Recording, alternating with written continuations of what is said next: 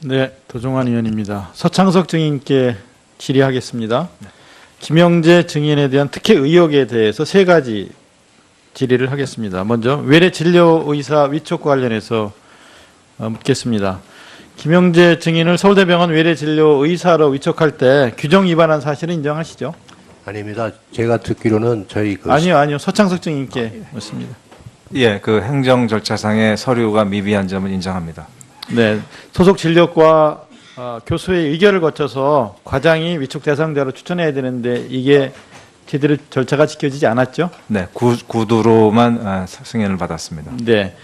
그리고 최근 5년간 외래 진료 의사로 위촉받은 8명 중에 전문의가 아닌 의사는 김영재 증인이 유일합니다. 인정하시죠? 예, 인정합니다. 네. 외래 진료 의사로 위촉한 이유가 중국 VIP와 관련이 있다 이렇게 얘기를 하는데 네. 이게 불확실한 미래 이익 창출을 위해서 이렇게 임명하는 것이 이렇게 위촉하는 것이 좀 상식적으로는 이해 안 되는 부분이 있어요? 뭐 여러 가지 뭐 행정 절차상으로는 뭐 별 문제가 없다고 하지만 국민 정서상이나 여러 가지 문제점에 대해서는 저희가 좀 너무나 좀 그 국익에 너무 치중을 하다 보니까 좀 성급한 면이 있었습니다. 이 자리에 결국 아무 이익도 창출해내지 못했죠. 결국은 뭐 결과는 좋지 않았습니다. 김영재 증인이 아닌 다른 의사였어도 이렇게 했었을까요? 제가 주변에 여러 사람들한테 물어봤습니다. 그랬더니 대상이 누구냐에 따라서 오는 사람 대상이 누구냐에 따라서 그렇게 할 거라고 얘기를 했는데 지목된 분이 오셨을 때는 10명 중에 9명이 그렇게 오케이를 했습니다. 두 번째 김영재 봉합사 이 실 구매 독촉 관련해서 묻겠습니다. 11월 26일 기자회견 할 때 김영재 증인 부인이 찾아와서 대통령 주치인 거 알고 왔다고 하면서 서울대병원의 성형외과 소개해달라고 해서 소개해 준 적이 있으시죠? 네, 그렇습니다. 네. 그리고 나중에 병원장 취임 이후에 2월에 진료 재료 이 봉합사 실 등록 절차를 신속히 하도록 요청한 사실도 있죠? 네, 맞습니다. 이게 압력이고 권한 남용 아닌가요? 등록 재료가 돼야지만 시술을 바로 할 수 있기 때문에 그 행정 절차상에 지금 시술이 가능한 그런 등록이 되어 있는지를 확인하기 위해서 전화한 것입니다. 결국 그렇지만 이렇게 해서 압력성 전화 놓고 그러는 것 자체가 압력이고 또 압력으로 받아들였을 거고 권한 남용이라고 보는데 인정하십니까? 그렇게 생각하지 않습니다. 왜 그러냐면 서울대병원의 특성상 성형외과 자체에 자율적으로 하게 돼 있는데 이 값이 비싼 것도 아니고 제가 하라고 압력을 넣는다고 말을 들을 그런 조직도 아니라고 생각을 합니다. 세 번째, 김영재 증인과 공동으로 산자부 연구 용역을 수주한 거와 관련해서 이거 자체는 신청한 적 있으신 건 인정하죠? 네, 맞습니다. 네. 이게 굉장히 이제 이례적이라는 생각이 드는데 2003년부터 2012년까지 증인이 정부와 병원으로부터 수주한 10건의 연구과제는 모두 전공과 관련이 있는데 요거는 크게 관련이 없다는 생각을 하게 하는 연구였단 말입니다. 전공과 관련이 있습니다. 있습니까? 네, 한 달에 10개씩 수술하는 작은 근종 수술하고 관련이 있습니다. 네, 이렇게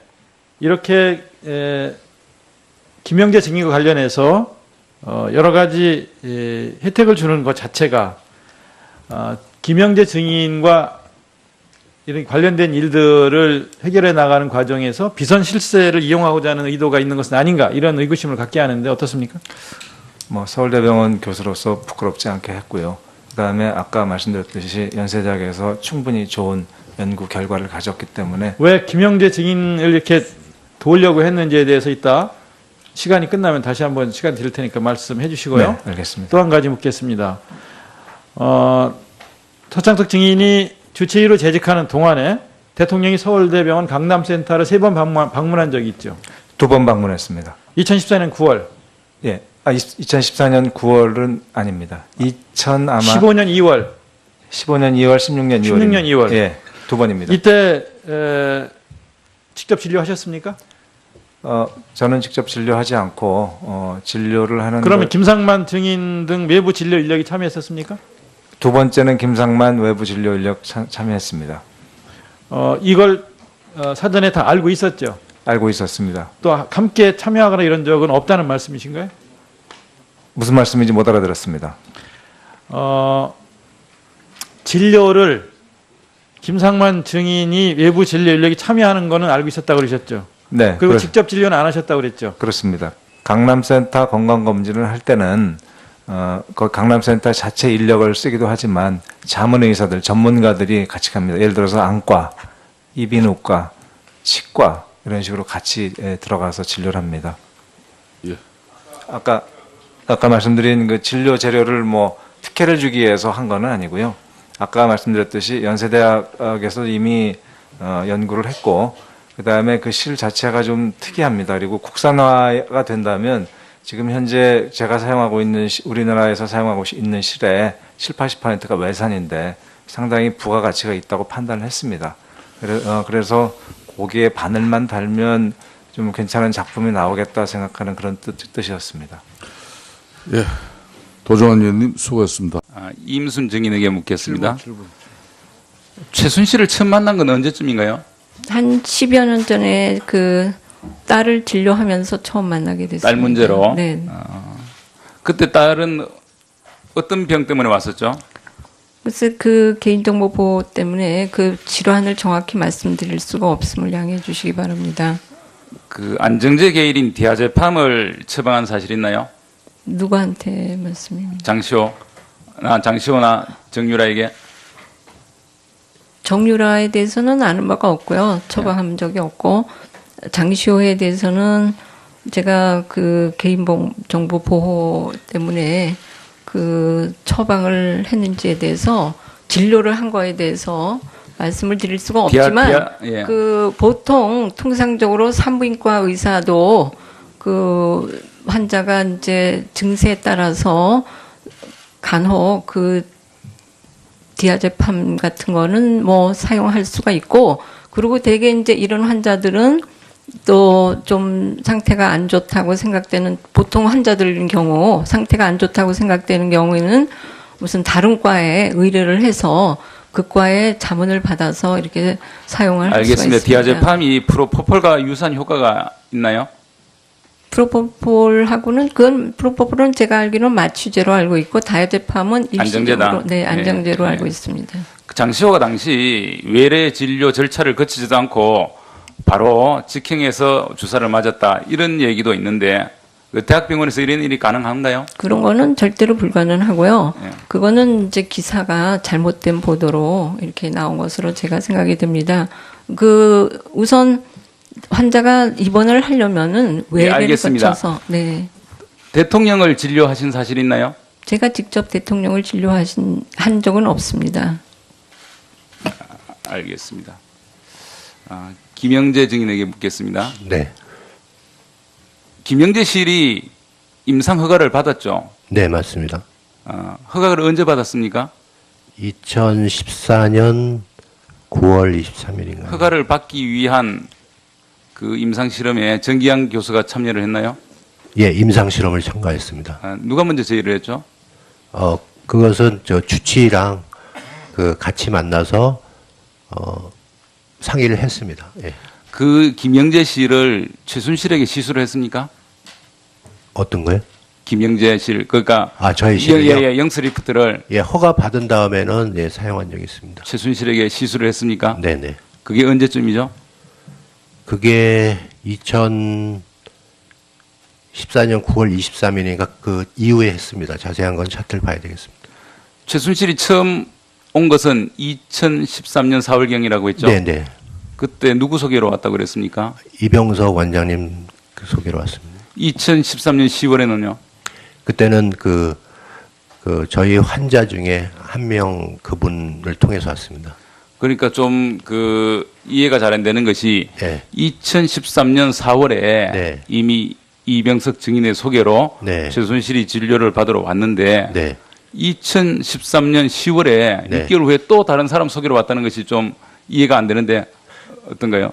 그때 와서 그냥 실해주세요 이렇게 해가지고 저희가 그거는 허가도 못 해준다 하고 그랬더니 이제 그때 자, 2013년 4월에는 시술은 안 하고 그냥 갔습니까? 네 아무것도 안 하고 그냥 그때는 어떤 상담을 했죠? 그냥 들어와서 그게 불가능하다고 얘기하니까 그냥 그러니까 갔습니다. 어떤 걸 해달라고 그랬습니까? 그 실 시술을 해달라고 영스 리프트? 네네. 근데 그리고 2014년 10월에는 10월에는 그거는 그때는 이제 절개하고 했죠. 예. 다른 실을 썼습니까? 그 실을 썼습니까? 아니, 그거는 이제 째고 하는 수술이기 때문에 째서 수술했죠. 그때 째서 13년 수술하고. 10월은 예. 2014년에는 영수 리프트를 예, 또 허가 하고 받은 다음부터는 영수 리프트를 했죠. 최순실이 그것을 대통령에게 시술하고 싶다 뭐 그런 얘기를 한 적이 있습니까? 그런 얘기를 한 적은 없어요. 그런 얘기를 한 적이 없다. 네. 우리 정기호 증인, 정기택 증인, 안 합니다. 참 죄송합니다. 우리 정기양 증인, 그거를 오전에 말씀한 사실이 없었다는데 그런 얘기를 한 사실이 없습니까? 그 대통령이 이걸 시술하려고 생각했던 적이 없습니까? 저는 생각한 적이 없습니다. 하여튼 김영재 증인은 대통령에 대해서는 전혀 시술한 사실이 없다. 예, 알겠습니다. 그리고 김석균 증인에게 묻겠습니다. 사실 세월호에 대해서 두고두고 아쉬운 것이 왜 그때 퇴선 명령을 안 했느냐. 그것이 두고두고 아쉽습니다. 생각할 때마다. 그래서 김경일 경위, 그때 출동한 123 정장 김경일 경위도 보면 이게 목포 해양경찰청 경찰서하고 서해지방해양경찰청에서 수차례에 걸쳐서 승객들을 퇴선시키라, 퇴선을 유도해라 이렇게 지시를 계속 받았어요. 이렇게 받았는데도 이행을 안 하고 결국 나중에는 마치 이렇게 퇴선을 그 지시한 것처럼 이게 허위 사실까지 허위 문서까지 해서 했는데 그 훈련을 했다고 했지 않았습니까? 그러면 이런 퇴선해야 된다는 그런 매뉴얼은 없습니까?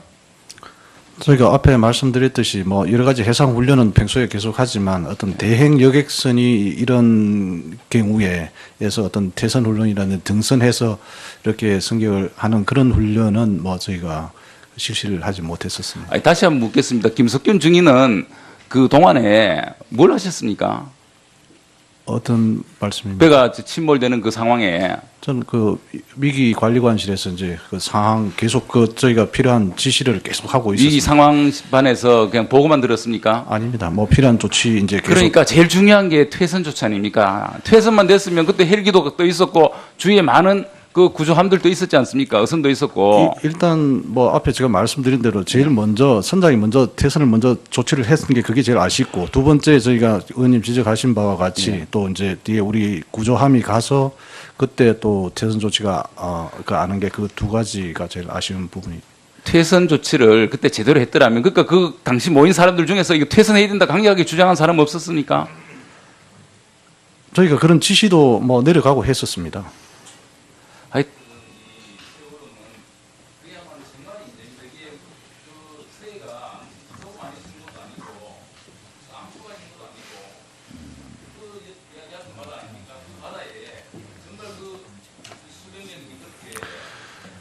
제일 뭐 앞에 어떤 분이 의원님도 오전에 뭐 말씀 주셨습니다만 이렇게 어떤 그 과적이라든지 여러 가지 어떤 선박 자체의 결함으로 인해 가지고 너무 순식간에 배가 어떤 침몰하면서 저희가 어떤 구조할 수 있는 그런 골든 타임을 놓쳤다는 게 제일 아쉬운 부분입니다.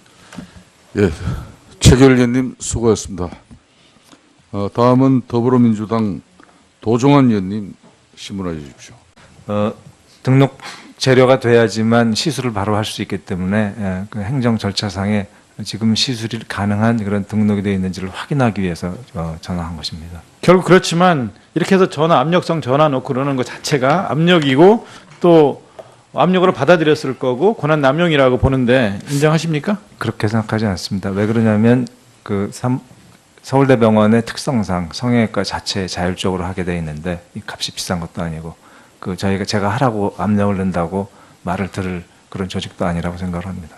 세 번째, 김영재 증인과 공동으로 산자부 연구 용역을 수주한 거와 관련해서 이거 자체는 신청한 적 있으신 건 인정하죠? 네, 도종환 의원입니다. 서창석 증인께 질의하겠습니다. 김영재 증인에 대한 특혜 의혹에 대해서 세 가지 질의를 하겠습니다. 먼저 외래 진료 의사 위촉과 관련해서 묻겠습니다. 김영재 증인을 서울대병원 외래진료 의사로 위촉할 때 규정 위반한 사실은 인정하시죠? 아닙니다. 제가 듣기로는 저희 아니요. 서창석 증인께 묻습니다. 예, 그 행정 절차상의 서류가 미비한 점은 인정합니다. 네, 소속 진료과 교수의 의결을 거쳐서 과장이 위촉 대상자로 추천해야 되는데 이게 제대로 절차가 지켜지지 않았죠? 네, 구두로만 승인을 받았습니다. 네. 그리고 최근 5년간 외래 진료 의사로 위촉받은 8명 중에 제가 주변에 여러 사람들한테 물어봤습니다. 그랬더니 대상이 누구냐에 따라서 오는 사람 대상이 누구냐에 따라서 그렇게 할 거라고 얘기를 했는데 지목된 분이 오셨을 때는 10명 중에 9명이 그렇게 오케이를 했습니다.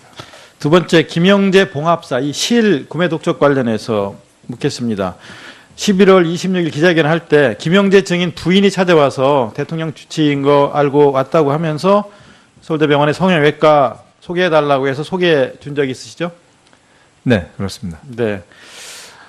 그리고 나중에 병원장 취임 이후에 2월에 진료 재료 이 봉합사 실 등록 절차를 신속히 하도록 요청한 사실도 있죠? 네, 맞습니다. 이게 압력이고 권한남용 아닌가요? 전문의가 아닌 의사는 김영재 증인이 유일합니다. 인정하시죠? 네, 인정합니다. 네. 외래 진료 의사로 위촉한 이유가 중국 VIP와 관련이 있다 이렇게 얘기를 하는데 네. 이게 불확실한 미래 이익 창출을 위해서 이렇게 임명하는 것이 이렇게 위촉하는 것이 좀 상식적으로는 이해 안 되는 부분이 있어요. 뭐 여러 가지 뭐 행정 절차상으로는 뭐 별 문제가 없다고 하지만 국민 정서상이나 여러 가지 문제점에 대해서는 저희가 좀 너무나 좀 그 국익에 너무 치중을 하다 보니까 좀 성급한 면이 있었습니다. 이 자리에 결국 아무 이익도 창출해내지 못했죠. 결국은 뭐 결과는 좋지 않았습니다. 김영재 증인이 아닌 다른 의사였어도 이렇게 했었을까요? 네, 맞습니다. 이게 굉장히 이제 이례적이라는 생각이 드는데 2003년부터 2012년까지 증인이 정부와 병원으로부터 수주한 10건의 연구과제는 모두 전공과 관련이 있는데 요거는 크게 관련이 없다는 생각을 하게 하는 연구였단 말입니다. 전공과 관련이 있습니다. 있습니까? 네, 한 달에 10개씩 수술하는 작은 근종 수술하고 관련이 있습니다. 네, 이렇게 김영재 증인과 관련해서 여러 가지 혜택을 주는 것 자체가 김영재 증인과 이런 관련된 일들을 해결해 나가는 과정에서 비선 실세를 이용하고자 하는 의도가 있는 것은 아닌가 이런 의구심을 갖게 하는데 어떻습니까? 뭐 서울대병원